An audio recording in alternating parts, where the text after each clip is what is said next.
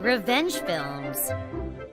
My husband and I are the same age, around 50. We got married and wanted to have children, but we suffered from unexplained infertility and tried infertility treatment. But in the end, we gave up because we could not have children. We went out several times a year to visit scheduled hot springs, as it was a common hobby of ours. And we found different hobbies and enjoyment in each other's lives. We didn't have children, but we were both fulfilled every day. We had different jobs, but earned about the same amount of money and split our living expenses. I did most of the housework, about 9 to 1. But since I was the one that liked to cook and clean, I had no complaints. Instead, I was satisfied with him weeding the garden several times a year. We were embarrassed to celebrate our wedding anniversary, but we would go out to eat at restaurants we would not normally go to on our anniversary. I thought how happy we were, and how I hoped we would continue to grow old together. We spent our days like that, and before I knew it, 25 years had passed since we got married. Hey, it will soon be our silver wedding anniversary. Do you want to celebrate with a little extravagance for once? I asked him in a joking way, but my husband's face clouded over and he didn't say anything. But I didn't think too much of his attitude and just wondered if something had happened with his work. About 2 days later, my husband suddenly told me, I want to be alone. When he first said this to me, it didn't really hit me. Sure, when? The next day off? Then I'll go shopping alone. I remember saying such a dumb thing. What my husband meant by alone was completely different from what I had in mind. He shook his head and said seriously, That's not what I meant. I want to live on my own from now on. I could only ask, why? As if it was out of the blue, and I kept on asking him to give me the reasons. My husband just answered, It's all my fault. I'm the one to blame. It's because of my weakness. Did you cheat on me? I asked him, but he would only answer, I didn't cheat on you. I just want to be alone. But that's not convincing enough.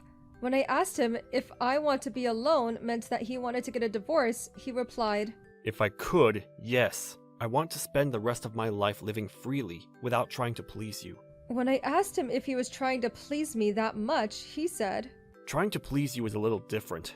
And after thinking about it for a while, he said, I'm the type of person who wants my wife to follow me down the road from behind. I thought, I don't know what to make of him saying that after being married for almost 25 years. Up until now, I thought that we were the type of couple who would take each other's hands and move forward at the same pace. But I was alone in my thinking. He further tells me that his colleagues at work and friends from college all seem to be the type of couple where the wife takes a step back, consulting with her husband before deciding on even the smallest purchase. Going on trips alone were outrageous, and he longed for that kind of marital relationship.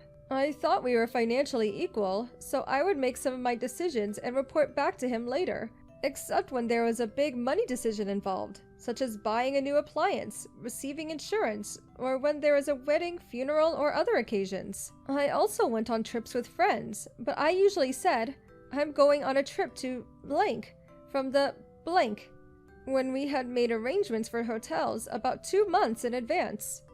He had never complained about it, and I thought it was a 50-50 situation, because he also went on trips with his friends.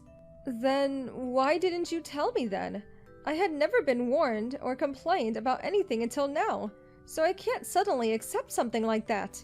I can't accept that as a reason you want a divorce, I said. So it's not your fault. I've been saying that it's all my fault, that I'm the one to blame, and that it's because I'm weak. I'm divorcing you for a selfish reason so I can discard the division of property. If you want alimony, you can have the whole condo under your name. I asked him, do you want a divorce that badly? My husband replied, Please, I just want to start my life over again.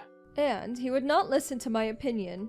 I was so shocked that he wanted to leave me that badly that I took a few days off work and cried. I thought it would have been better if he told me that he had cheated on me, or that he found someone else he liked. I felt so sad thinking that my husband has been putting up with me for the past 25 years.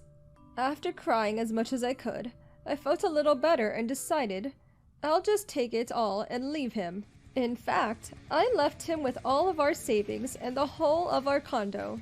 I asked him, "Are you sure about this? You're sure I can have everything?" He said, I said you could. and left the condo before I did with a clear face. With this, our 25-year marriage came to an easy end. After our divorce, I learned that my husband had inherited about $150K from my late father-in-law. The money is probably the cause of making him want to live freely. I considered this a good thing as I didn't have to feel guilty and sold the condominium and used the money to buy a house with a large garden in the countryside.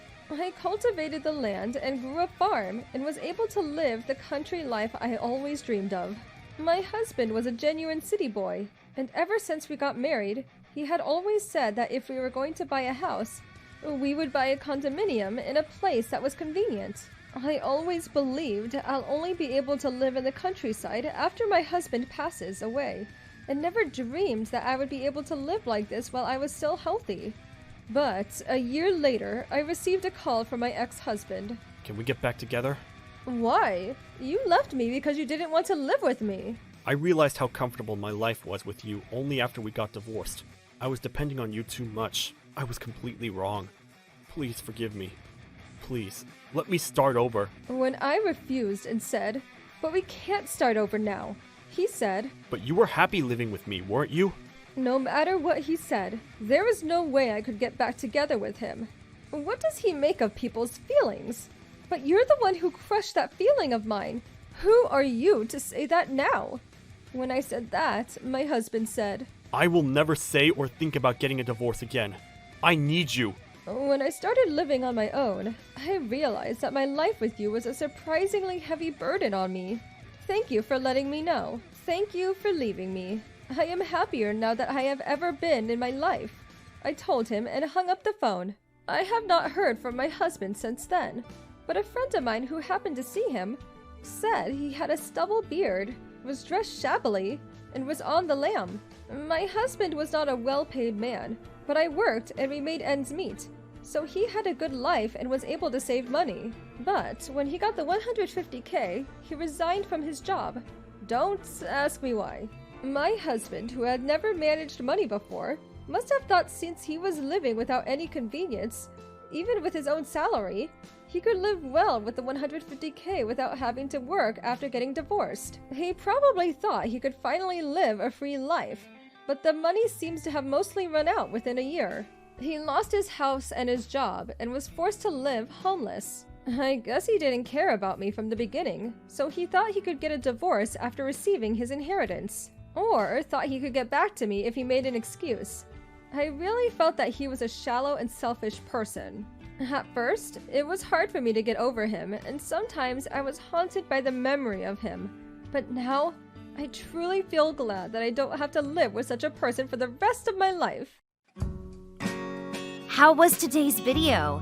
If you enjoyed it, please subscribe, like, and leave a comment. Stay tuned for more.